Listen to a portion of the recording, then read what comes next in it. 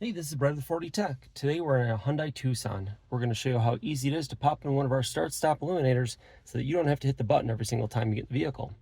We're going to start by removing the trim around the shifter here using a plastic dash removal tool. We're going to force it into the gap here around the edge to start pulling up the clips, and there's one in each of the four corners that holds this in place. So you are going to have to flex the plastic out of the way and really work that tool in there.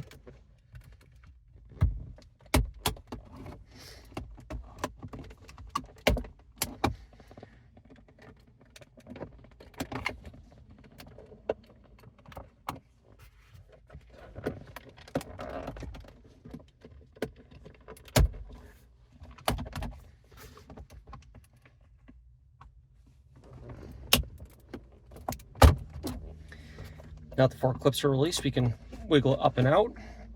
We'll tilt this panel up, and we're looking for this connector here that's right on the back side of the switch assembly. You can see at the very top in the center, there's a little tab that we need to depress. We're going to push that in with our thumb and wiggle the connector out.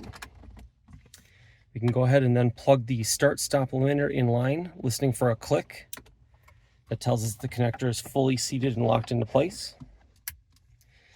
Then we're going to go ahead and just tuck this all down in there and snap the panel in place.